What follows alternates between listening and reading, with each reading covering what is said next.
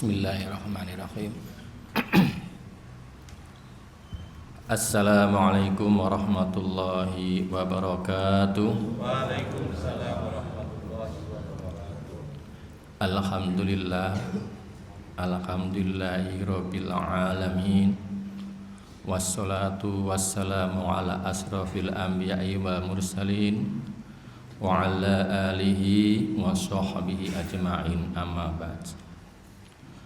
Qala Allahu ta'ala fil kitabil azim, a'udzu billahi minasy syaithanir rajim. Wa ma asabakum min musibatin fabima kasabat aydikum faya'fu an katsir. Sedangkan di Malaya.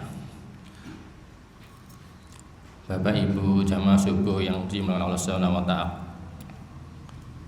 Pertama-tama marilah kita ucapkan puji syukur kita kepada Allah Subhanahu wa taala atas berkah rahmat hidayah yang kita terima sampai saat ini,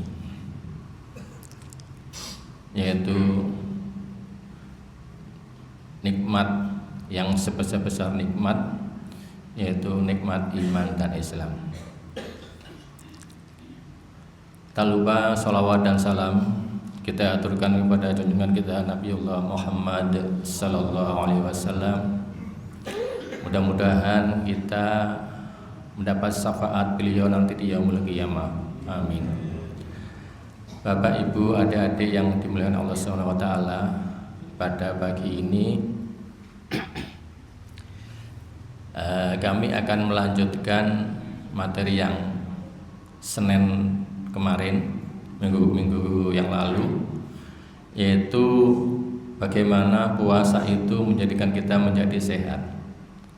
Kemarin sudah kami sampaikan bahwa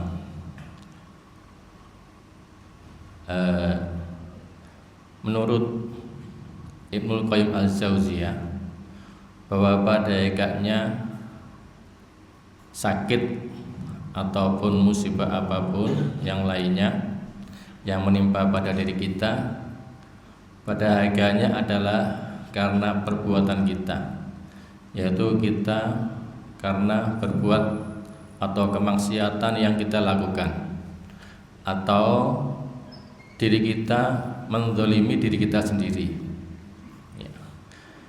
Adapun pendapat dari Ibnu Qayyim al-Jauziyah itu beliau menyampaikan seperti itu, yang menjadi dasar adalah surat Asy-Syura ayat 30 yang kami bacakan di awal tadi, yaitu yang artinya, dan apa saja musibah yang menimpa kamu, ya, musibah dalam bentuk apapun termasuk sakit, maka adalah disebabkan oleh perbuatan tanganmu sendiri. Nah, kemudian perbuatan tangan yang bagaimana? Nah, dilanjutkan di akhir ayat, dan Allah memaafkan banyak atas kesalahan-kesalahanmu. Jadi perbuatan ini adalah perbuatan yang tidak benar, yaitu perbuatan salah. Karena di akhir ayat ini bahwa Allah memaafkan sebagian besar dari kesalahan-kesalahanmu. Dari sini Ibnu Qayyim al-Jauziyah menyimpulkan atau berpendapat bahwa apapun yang terjadi pada diri kita itu adalah akibat dari kesalahan-kesalahan kita. Ya, mungkin kita berbuat kesalahan atau mungkin kesalahan terhadap sesama, ataupun kesalahan-kesalahan kepada Allah Subhanahu wa taala. Dari ayat ini kita ambil hikmah bahwa musibah atau sakitnya yang kita alami itu harganya adalah merupakan suatu peringatan dari Allah Subhanahu wa taala bahwa kita itu telah berbuat salah dan harus introspeksi diri sehingga kita bisa memperbaikinya, ya. Dan pasti Allah akan memaafkan. Oleh karena segala sesuatu itu akibat dari perbuatan kita atau kesalahan kita, maka kunci utama dalam mengatasi itu ya, atau menyelamatkan dari musibah itu yaitu adanya ampunan dari Allah Subhanahu wa taala. Di bulan Ramadan ini ya, para ulama sering mungkin di kutub-kutub lainnya bahwa bulan Ramadan ini adalah bulan pengampunan ya, bulan pengampunan. Banyak beberapa hadis tentang ini ya, yaitu hadis yang sering kita dengar juga bahwa sholat 5 waktu, dari antara sholat 5 waktu itu, kemudian antara Jumat, sholat Jumat satu ke sholat Jumat berikutnya, dan bulan Ramadan ke bulan berikutnya, itu Allah akan mengampuni dosa-dosa kita kecuali dosa besar ya. Hadis ini sahih ya, cukup kuat.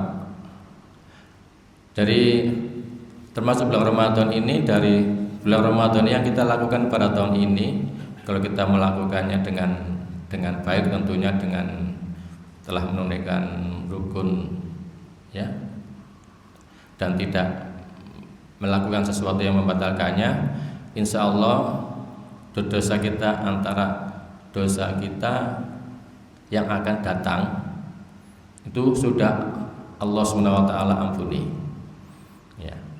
Terus bagaimana untuk dosa-dosa yang lalu ya? Puasa ini juga menghapuskan dosa-dosa yang telah lalu. Hadis ini juga cukup familiar bagi kita, yaitu yang bunyinya man soma ramadana imanan wahtisaban ghufirallahu ma taqaddama min dzambi. Ini sudah familiar, sering kita dengar di kutub-kutub di bulan Ramadan, yang artinya barang siapa berpuasa di bulan Ramadan karena iman dan mengharap pahala dari Allah, maka Allah akan mengampuni dosa-dosa yang telah lalu. Nah, jadi sebetulnya bulan Ramadan ini merupakan suatu bulan kesempatan bagi kita untuk mensucikan diri kita sendiri ya. Karena dosa-dosa yang sudah lalu yang telah kita lakukan Allah ampuni, dan juga dosa-dosa yang akan datang juga Allah ampuni. Maka ini kesempatan besar untuk melaksanakan Ramadan dengan sebaik-baiknya, dan Allah akan mengampuni kita dan mensucikan kita. Dan makanya hari rayanya ini dikenal hari raya Idul Fitri, kembali ke fitrah. Manusia itu pada akhirnya lahir itu dalam keadaan fitrah, yaitu suci, bersih, tanpa ada dosa apapun. Bapak Ibu adik-adik yang dirahmati Allah Ta'ala, dari situ kita bisa menyimpulkan bahwa puasa ini akan membuat kita terhindar dari musibah atau sakit.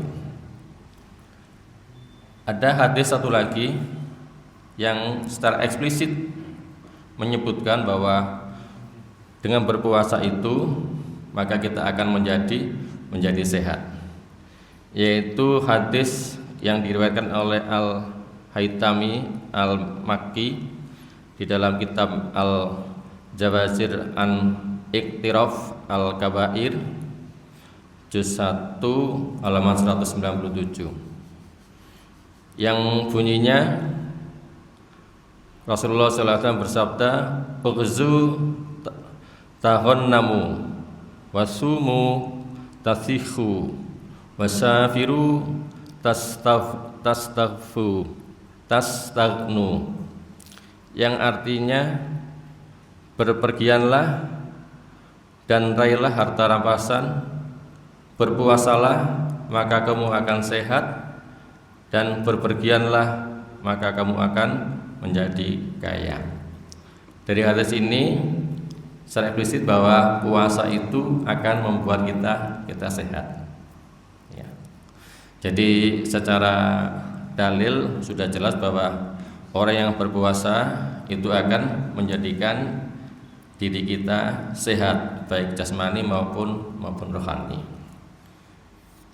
Di akhir pagi ini saya akan memberikan gambaran secara ilmiah bagaimana puasa itu akan memberikan sehat pada diri kita. Ini dari segi ilmu kedokteran. Bapak Ibu, adik-adik yang dimuliakan Allah Subhanahu wa taala, puasa itu adalah tidak makan dan tidak minum dari subuh sampai maghrib. Itu sekitar hampir setengah hari, ya, lebih dari 8 jam, lebih dari setengah hari. Dengan kita berpuasa dan kita melakukan aktivitas harian seperti biasa, bisa dipastikan bahwa asupan yang kita makan buat sahur itu tidak cukup, ya, tidak cukup untuk energi kita dalam beraktivitas harian seperti yang biasa kita lakukan. Itu bisa dikatakan pasti tidak cukup energinya, sehingga perlu untuk ke aktivitas kita perlu energi. Nah, energi itu diambil dari mana? Ya. Cadangan energi yang paling baik itu adalah lemak. Ya. Cukup tinggi kalorinya, ya. Dan pasti seseorang itu menyimpan lemak. Sehingga dengan tidak kita sadari bahwa selama berpuasa dalam 1 bulan itu kita telah memecah lemak-lemak yang ada di tubuh kita itu menjadi energi. Maka tidak dianjurkan berpuasa itu istirahat terus, tiduran terus, ya. Tapi harus tetap beraktivitas seperti harian biasa. Yang jualan ya jualan, yang Pak Tani ke sawah ya ke sawah, dan seterusnya. Itu akan lebih bermanfaat bagi kita karena apa? Karena lemak terpecah dan dipakai untuk energi, dirubah menjadi energi sehingga kita bisa beraktivitas. Rahasia apa yang ada di situ? Mungkin kita sudah tahu bersama bahwa lemak itu ada lemak yang bagus dan ada yang lemak tidak bagus, ya. Kalau dari laboratorium ada yang lemak yang densitasnya tinggi dan yang densitasnya rendah, ya. Sehingga kalau yang densitasnya tinggi itu mudah untuk disimpan, ya, di dalam lemak, di dalam tubuh kita, dan mudah juga mengendap. Sehingga lemak-lemak yang ada di tubuh kita itu kalau tidak dibakar dengan baik, tidak dibuat energi, maka akan bisa menyimpan atau mengendap, ya. Yang berbahaya itu adalah kalau mengendapnya itu ada di pembuluh darah. Pengendapan di pembuluh darah itu kita ibaratkan kalau saluran air itu banyak keraknya. Semakin tebal keraknya, maka aliran air itu akan semakin kurang baik. Nah, makanya lemak itu harus dibakar dan disimpan dalam jumlah yang secukupnya, ya. Dengan puasa ini insya Allah kita akan membakar lemak-lemak yang ada di tubuh kita, ya, dipakai untuk energi. Itu yang pertama berkaitan dengan adanya penyakit tentang pembuluh darah. Yang kedua yaitu pasti kita pertanyaan, kalau kita itu sakit lambung misalnya, ya, itu apakah boleh berpuasa? Itu banyak sekali pertanyaan seperti itu. Karena secara fikir kita, makan itu kan pasti yang diterima di lambung. Nah, kalau sakit lambung, kalau nggak makan, maka semakin sakit, ya, semakin sakit. Bapak Ibu adik-adik yang Allah, jadi kalau seseorang dengan penyakit lambung itu tergantung derajatnya, dengan derajatnya. Yang kami sampaikan kemarin bahwa rata-rata orang yang sakit lambung itu oleh karena produksi asam lambung yang berlebihan dan tidak teratur, ya, dan tidak teratur. Pemicunya adalah makan tidak teratur, kemudian adanya stres. Jadi pikiran pada kita yang tidak bisa kita atasi, yang muncul berupa suatu kecemasan. Jadi orang yang kelihatan mudah cemas bisa dipastikan asam lambungnya akan naik, dan bisa dipastikan dia akan mengalami gangguan lambung, yaitu penyakit lambung atau MAH. Ya. Lah, penyakit lambung itu sendiri ada beberapa tingkat, Bapak Ibu adik-adik yang dimuliakan Allah.